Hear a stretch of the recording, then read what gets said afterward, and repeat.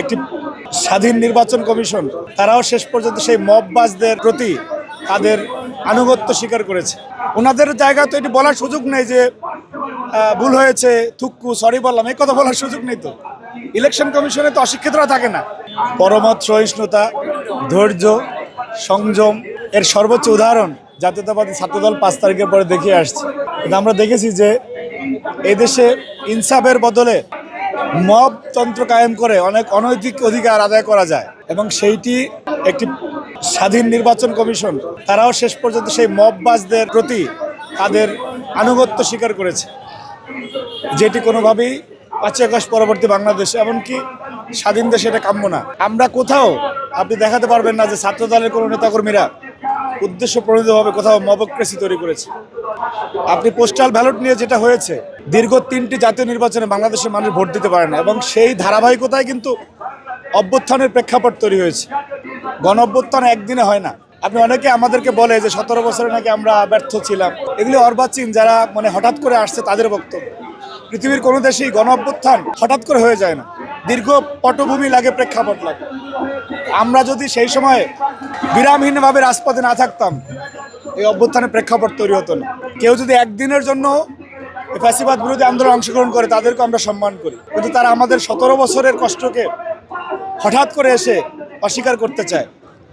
এটি জুলুম করা এই নির্যাতিত নেতাকর্মীদের উপর।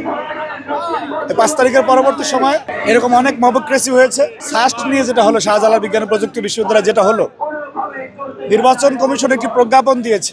ওনাদের জায়গা তো এটি বলার সুযোগ নেই যে ভুল হয়েছে, থুক্কু, সরি বললাম, এই কথা বলার সুযোগ নেই। তো ইলেকশন কমিশনে তো অশিক্ষিতরা থাকে না।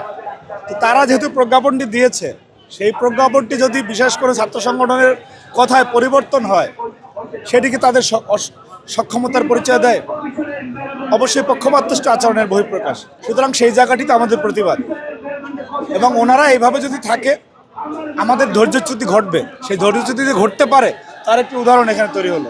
এই নির্বাচন কমিশনের বিভিন্ন কর্মকর্তা কর্মচারী, এটা বৃহত্তরতে সবাইকে বলবো না, যে 5 আগস্ট পরবর্তী সময়ে এই কর্মকর্তা কর্মচারীরা নির্বাচন সংক্রান্ত বিষয়গুলোকে প্রশ্নবিদ্ধ করার জন্য তারা একটা মবের পরিবেশ তৈরি করে রেখেছে। এবং তার পরবর্তী সময়ে দেখবেন যে এই ঘটনার প্রেক্ষাপটেই কিন্তু আজকে পোস্টাল ভোট নিয়ে আমাদের আজকে কথা বলতে হচ্ছে। বহুল প্রতীক্ষিত পোস্টাল ভোট, এই প্রথম বাংলাদেশে পোস্টাল ভোটের মাধ্যমে নির্বাচন, যারা সশরীরে গিয়ে নির্বাচন ভোট কেন্দ্রে গিয়ে দিতে পারবে না, পোস্টাল ভোটের মাধ্যমে তার কাঙ্ক্ষিত যে তার নমিনি তাকে ভোট দেবে, কাঙ্ক্ষিত যে দল তাকে সে ভোট দেবে। যাই হোক, এই পোস্টাল ব্যালট আপনারা সবাই জানেন যে কিভাবে পোস্টাল ব্যালটটি ছাপানো হয়েছে। একটি বিশেষ দলকে, শুধু একটি দল না, একটি বিশেষ জোটের প্রতীককে সামনে রাখা হয়েছে।